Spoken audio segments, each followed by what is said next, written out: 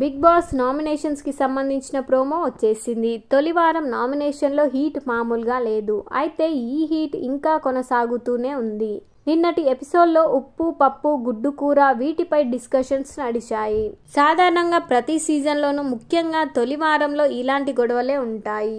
అయితే నేటి ఎపిసోడ్లో కూడా ఇదే గొడవలు కంటిన్యూ అవుతున్నాయి. తాజా ప్రోమోలో బేబక్క వర్సెస్ సీత మధ్య మళ్ళీ కూర గురించే గొడవ మొదలైంది. కూరలో కారం ఎక్కువ వేసావ్, పప్పు మాడిపోయింది, నేను గుడ్డు బుర్జీ వేసుకుంటానంటే వద్దన్నావ్ అంటూ బేబక్కని నామినేట్ చేసింది సీత.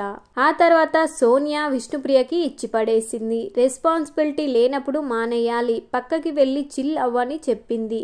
ఆ తర్వాత అభయ్, నవీన్, మణికంఠను నామినేట్ చేయడంతో ఇద్దరి మధ్య మాటల తోటాలు పేలాయి. ఇక భాష అయితే మణికంఠను నామినేట్ చేస్తూ ప్రతిదాన్ని రాజకీయం చేస్తున్నావని అన్నాడు. ఏంటి రాజకీయమా? నేను చావు వరకు వెళ్ళి వచ్చా, మీరు చూడలేదు. నేను అందర్నీ పోగొట్టుకున్నా, తల్లి లేదు, తండ్రి లేదు, పెంచిన తండ్రితో అవమానాలు ఎదుర్కొన్నా, అమ్మ చనిపోతే కట్టెలు పేర్చడానికి డబ్బులు అడుక్కొని తీసుకొచ్చి దహన కార్యక్రమాలు చేశానంటూ తన బాధ గురించి చెప్తుంటే అక్కడున్న వాళ్ళంతా బోరున ఏడ్చేశారు.